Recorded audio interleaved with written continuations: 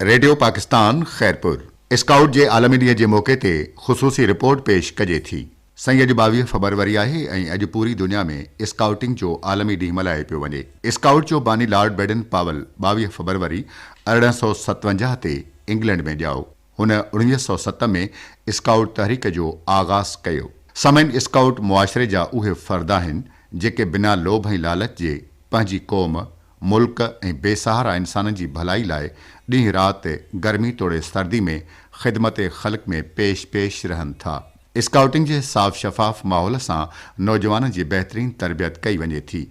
Scouting में किफ़ायतशारी, बहादुरी, दोस्ती, शफ़क़त ऐं इंसान दोस्ती जो बहितरीन सबक़ मिले थो। इंसानी बका जे हवाले सां इहा ई उहा इस्लामी तालीम आहे जंहिंखां मुतासिर थी स्काउट जे बानी लॉर्ड बैडन पावल स्काउट तहरीक जो बुनियादु रखियो, जंहिंजो मक़सदु आहे त जॾहिं बि इंसानियत दुख, ग़म, परेशानी ऐं मायूसी, बुख ऐं बदहाली, सख़्ती ऐं मुश्किल में नज़र अचे त उनखे तहफ़ुज़ ॾियण लाइ अहिड़ा नौजवान तयारु हुजनि जेके मुल्क ऐं क़ौम जा ख़ैर ख़्वाह, वाइदे जा पाबंद, मुश्किलातुनि सां मुक़ाबिल मुजाहिद, वतन जे शान ऐं मान जा रखवाला, महिनत ऐं मुशक़त जा निशान, इतिहाद, तंज़ीम, यकीन ऐं ईमान जी सुञाण बणिजी इंसान जी ख़िदमत कनि। स्काउटिंग उहा तंज़ीम आहे जेका हर क़िस्म जे ख़राब अमलनि ऐं नफ़रतुनि खां परे रखी करे हिकु मिसाली शहरी बणाए थी ऐं मुस्तक़बिल जे टिड़ंदड़ मुखड़ियुनि खे बहितर ज़िंदगी गुज़ारण लाइ राह हमवार करे थी। क़ाइद-ए-आज़म मोहम्मद अली जिन्ना डिसंबर 1947 ते पाकिस्तान जे पहिरें चीफ स्काउट जी हैसियत सां कसम खणंदे चयो हो त जेकॾहिं असां दुनिया में बेख़तरे, पाकीज़ा ऐं पुरसकून माहौल पैदा करणु चाहियूं था त पोइ अचो त इंसानी फलाह ऐं बहबूद जे इन फ़र्ज़ जी शुरूआत पंहिंजे नंढनि ॿारनि सां कयूं ऐं नंढपण खां ई उन्हनि जे दिलनि में स्काउटिंग जे नस्बुल ऐन ऐं बेलोस ख़िदमत जो जज़्बो पैदा कयूं त जीअं उहे ज़िंदगी जे हर मोड़ ते कामयाबियूं हासिल करे दुनिया अॻियां सुरख़ुरू थियनि। समन स्काउट जे आलमी ॾींहं जे मौक़े ते डिस्ट्रिक्ट स्काउट सेक्रेटरी खैरपुर जनाब फ़कीर मोहम्मद दायो चवे थो, 22 फरवरी जे हवाले सां काफ़ी सारा प्रोग्राम असांजा शेड्यूल्ड आहिनि, जंहिंमें रैलीज़ आहिनि, हॉस्पिटल सर्विसिस आहे या मुख़्तलिफ़ इवेंट्स, कॉम्पिटिशन्स आहिनि, स्पीच कॉम्पिटिशन्स आहिनि। इहे डिफरेंट क़िस्म जा असां वटि प्रोग्राम्स आहिनि। देरि ताईं इहे प्रोग्राम जारी रहंदा। हे लॉर्ड बैडन पावल चाहे हिनखे किताबी शिकिल में या उनखे फर्दर प्रैक्टिकम फॉर्म में आंदो। ऐं अलहमदुलिल्लाह स्काउटिंग जेका साइंस ऑफ आउटिंग आहे, इहा साइंस ऑफ आउटिंग जंहिंमें असां स्कूल खां हटी करे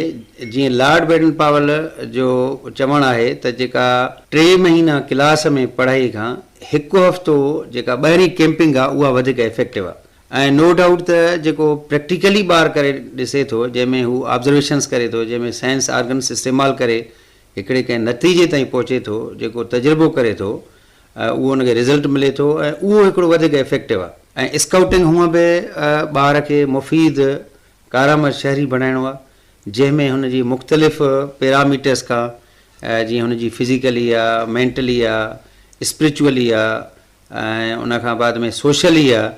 इहे सभु 4-5 पैरामीटर्स ॿार ते उहे डिफरेंट एंगल्स खां हुन ते कमु थिए पियो ऐं अल्हम्दुलिल्लाह उन मां असांखे सुठो रिज़ल्ट मिले थो ऐं ॿार हिकिड़ो मुफ़ीद शहरी बणिजे थो। स्काउट जे आलमी ॾींहं जे मौक़े ते डिविजनल स्काउट ऑर्गेनाइज़र सखर मोहतरम शबीर अली शेख पंहिंजा वीचार वंडींदे चयो, आज 22 फरवरी हमारा वर्ल्ड लेवल पे ये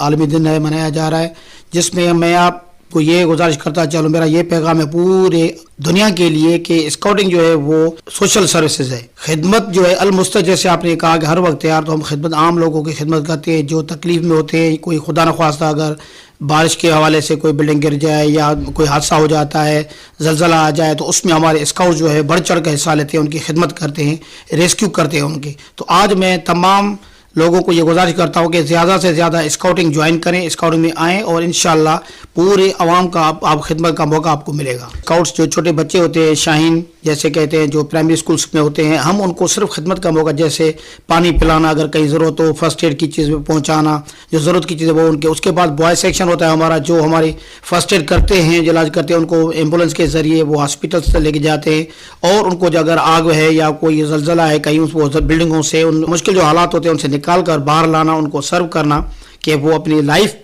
में दोबारा उसी उसमें आ जाएं। और उसके बाद रोड स्काउट होते हैं हमारे, जो बड़े होते हैं, जो वो भी हमारे इस काम में बढ़ चढ़ के हिस्सा लेते हैं। स्काउट जे आलमी ॾींहं जे हवाले सां असिस्टेंट सूबाई कमिश्नर सिंध मोहतरम इमाम बख्श नागौर चवे थो, डिस्ट्रिक्ट में असां हिकिड़ो प्रोग्राम रखियो आहे जेको लॉर्ड बैटन पाउल जे हवाले सां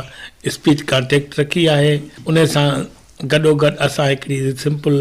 कैंप रखी आहे जेका मेडिकल कैंप जे नाले सां आहे। उहा असांजा स्काउट्स उन में हेल्प कंदा जेके अॼुकल्ह बीमारियूं ज़्यादा मक़दार में पकिड़िजी वियूं आहिनि, वायरस वग़ैरह, उन्हनि जी चेकिंग लाइ उन्हनि जी असां लेबोरेटरीअ जो बि अरेंज कयो आहे।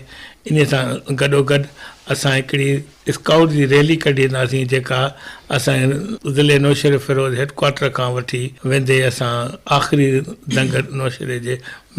कोटली कबीर ताईं उहा रैली असांजी पूरी थींदी। पंहिंजे जेको असांजो लॉर्ड बैटन पाउल आहे या स्काउटिंग आहे असांजी, उन्हीअ खे असां जेका उजागर करण लाइ रोड तां जॾहिं वञण ते ख़बर पवंदी, बहिराड़नि में यूनियन काउंसिल लेवल ते बि माण्हू असांखे आदर भाव कंदा। ऐं असां इन करे असांजो शौक़ु आहे त कोशिशि कयूं त असां हेठि ताईं स्काउटिंग जो जेको आहे सो असां पंहिंजो मैसेज हेठि ताईं पहुचायूं, जीअं असांजे नंढनि ॿारनि में नए नस्ल में पाकिस्तान जे